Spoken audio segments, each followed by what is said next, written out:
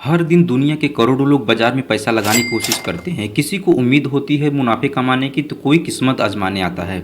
लेकिन बाजार एक ऐसा खेल है जहां नियम हर पल बदलते रहते हैं। पर एक ऐसा आदमी जो खेल को समझा नहीं बल्कि खेल को तोड़ के रख दिया, Jim Simon, the man who beat the market. ना वो कैमरे के सामने आता है, ना उसकी कंपनी किसी को अंदर जाने की इजाज़त देती है।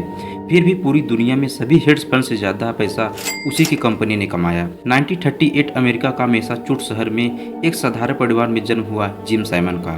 बचपन में ही एक चीज़ साफ हो गई थी, ये बच्चा काफ़ी बच्चों से अलग है। जिम साइमन को नंबर से प्यार था, कैलकुलेशन से दोस्ती थी और सोच उम्र से कहीं ज़्यादा हाई था।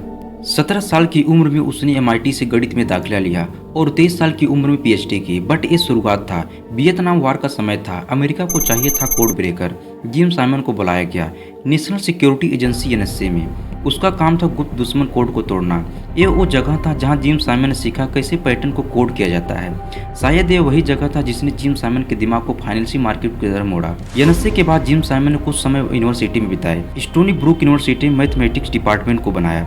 लेकिन भीतर ही भीतर वो एक ऐसी दुनिया की तैयारी कर रहा था, एक ऐसी दुनिया जहां हर पल मार्केट बदलता रहता है। और जिम साइमन को यकीन था यदि मार्केट है तो उसका भी पैटर्न जरूर होगा। 1982 में जिम साइमन ने एकेडमिया छोड़ दी और एक ऐसी दुनिया की नींव रखी, रिनेसेंस टेक्नोलॉजी की। रिनेसेंस टेक्नोलॉजी कोई आम कंपनी नहीं थी, एक फोर्ट्रेस थी जहां दुनिया के सबसे तेज दिमाग के लोगों को इकट्ठा किया गया। जिम साइमन ने एक ऐसा मॉडल तैयार किया जो वॉल स्ट्रीट से कहीं आगे था। लेकिन सवाल ये था, क्या मार्केट वाकई में मैथमेटिक्स फार्मूला से प्रेडिक्ट किया जा सकता है? जिम साइमन ने सिर्फ जवाब नहीं ढूंढा बल्कि उसे इतिहास बना दिया।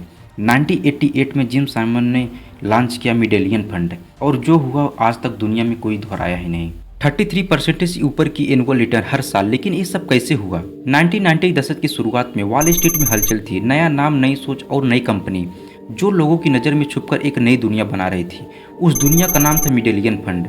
दुनिया में हजारों फंड हैं, लेकिन मिडेलियन फंड एक ऐसा फंड है जिसमें आप पैसा लगाना चाहें तब भी आप पैसा नहीं लगा सकते, क्योंकि ये फंड इतना सफल था कि जिम साइमन नहीं चाहता था कि कोई आउटसाइडर इसका हिस्सा बने। 1994 से लेकर 2014 तक 66% annual return, net return 39% per year. कोई फंड इसके आसपास तक आज भी नहीं आ पाया। तो आखिर मिडेलियन फंड ऐसा क्या करता था जो बाकी नहीं कर पाए? यहाँ कोई ट्रेडर बैठा नहीं होता था जो न्यूज देखकर बाय या सेल करता हो। यहाँ सिर्फ एक कोड होता था और इन्हें MIT, प्रिंसकोट, स्टैनफोर्ड जैसे जगहों से आए गणितज्ञों और कंप्यूटर साइंस द्वारा लिखा गया था। ये लोग फाइनेंशियल बैकग्राउंड से नहीं आते थे बल्कि फिजिक्स, AI, क्रिप्टोग्राफी और प्योर मैथमेटिक्स से आते थे। उनका मानना था मार्केट एक लैंग्वेज है और यदि लैंग्वेज है उसे डिकोड किया जा सकता है। रिनेसेंस टेक्नोलॉजी में काम करना आसान नहीं था। हर एम्प्लॉय को साइन करना होता था, यहाँ तक कि एम्प्लॉय को पूरा सिस्टम नहीं पता होता था। सिर्फ उतना हिस्सा दिखाया जाता था जितना उनके काम में आता था। अब सवाल उठता है, क्या ये सब एथिकल था? कुछ लोगों का मानना है कि मिडेलियन फंड ने एक ऐसा सिस्टम बना लिया था जो खुद मार्केट को, माइक्रो मोमेंट को प्रेडिक्ट करता था, वो भी मिली सेकेंड में।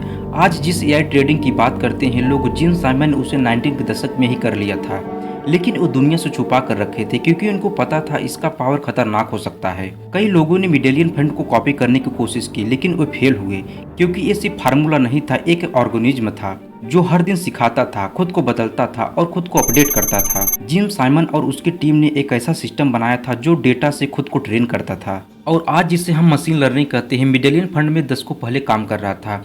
जिम साइमन कैमरा पर कभी कभी आते थे, उनकी टीम भी कभी खुलकर बात नहीं करती थी, लेकिन उनके साइलेंस में एक गूंज थी जो वॉल स्ट्रीट को हिला चुकी थी। जिम की एल्गोरिथम कितनी प्रीसियस थी कि वे लगते थे जैसे रैंडमनेस को पढ़ रहे हों, लेकिन जिम खुद कहते थे कि हम पैटर्न पहचान सकते हैं, हम रैंडमनेस को नहीं पढ़ समझ सकते।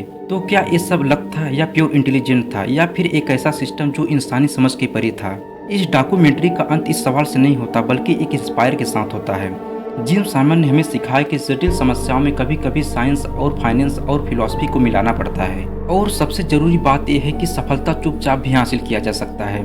जिम साइमन इस दुनिया में नहीं है, लेकिन उनके विचार और मॉडल्स और उनकी मास्टरी आज भी जिंदा है। शायद आने वाला समय उनकी बनाई गई थिंकिंग को डिकोड करने की कोशिश करता रहेगा। लेकिन एक बात तो तय है, वो आदमी जिसने बाजार को हराया वो कभी लाउड नहीं था, क्योंकि साइलेंस ही उनकी सबसे बड़ी एल्गोरिथमिक थी। मैं उम्मीद करता हूँ कि जिम साइमन की विचारधाराओं से आपको बहुत कुछ सीखने को मिला होगा।